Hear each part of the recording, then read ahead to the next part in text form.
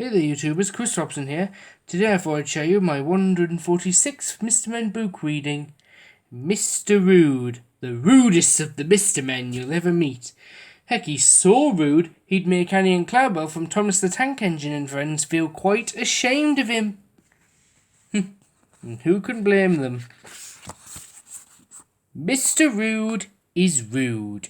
He is very rude. He is very, very rude. He is worse than very, very rude. In fact, he is extraordinarily rude. Yes. He's dreadfully rude.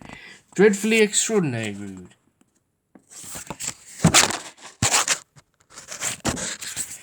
When you meet somebody, you might think to yourself that that person has a large nose. But you wouldn't say anything like that to them, would you? Because that would be rude, wouldn't it? Well, Mr. Rude just blurted out, "Big nose." But he wouldn't stop there. Oh no, not Mr. Rude. Big nose. With a nose like that, you could vacuum the floor. Can you imagine saying that to someone? Well, I hope you can't. And it was the same with everyone. If he met someone overweight who was overweight, he would shout, "Fatty, you're supposed to take the food out of the fridge, not eat the fridge as well." When he was driving along in his car, he would yell rude things at the people he passed by. Mr. Rude was a horrible man who didn't have a nice thing to say to anyone, and not surprisingly, no one liked him. He's almost as rude as Mr. Uppity. One day, Mr. Rude met little Miss Tiny. Or, not so much met as he nearly trod on her. "Good morning, Sir little Miss Tiny." "Look at the size of you," exclaimed Mr. Rude. "Squirt, you're so tiny I could squash you under my thumb." Poor little Miss Tiny burst into tears and ran home. "He's dreadfully rude. I feel quite ashamed." Bet you'd be if you heard that. Behind a tree on the other side of the lane, Mr. Happy looked anything but happy. He had heard everything.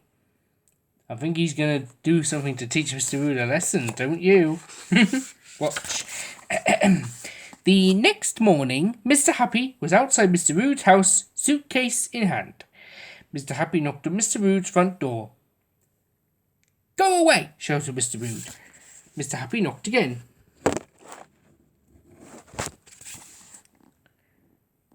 Mr. Rude opened the door. "Can't you read?" said Mr. Rude, pointing to his doormat.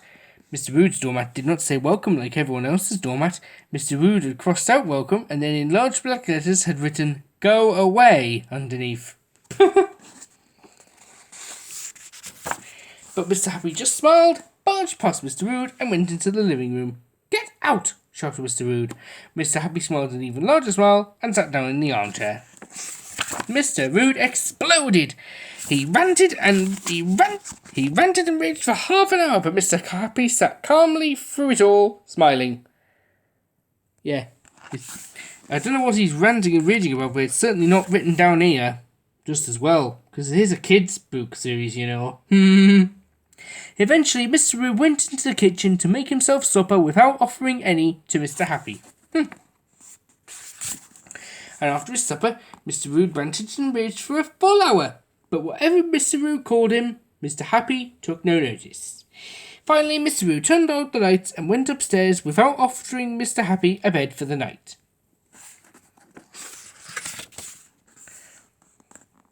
When he came down in the morning, Mr. Happy was still there, still smiling. "Okay, I give in," cried Mr. Rude. "What do you want?" "Breakfast would be nice," said Mr. Happy. "Please." Mr. Rude made breakfast for him. It was the first time in Mr. Rude's life, that he had ever done anything for someone else. In fact, it was the first time he had ever asked anybody what they wanted. "Thank you," said Mr. Happy when he had finished. "Right, you can go now," demanded Mr. Rude, but Mr. Happy did not budge. Mr. Rude ranted and raged and raged and ranted, but he ended up making lunch for Mr. Happy and supper. He even offered Mr. Happy a bed that night. Mr. Happy stayed for a fortnight, and slowly the ranting and raging became less and less. Mr. Rude discovered something that he had never known he possessed. And do you know what it was? It was... Yes. Which was... Manners! When it was time for Mr. Happy to leave, he shook Mr. Rude's hand and said, "Thank you so much, Mr. Rude. I really enjoyed my stay." Mr. Rude beamed a smile that was every bit as wide as Mr. Happy's and found himself saying, "And so did I." Mr. Rude was a changed man. Burp, belched Mr. Rude. Well, almost. Yeah, something tells me it won't last for long. He's not called Mr. Rude for nothing, you know. So, can you please tell me in the comments, if you liked this book or not? I hope you did, and remember to use nice words, not rude ones. And remember to like, subscribe, and please like, subscribe, and comment on this video. Bye, and stuff.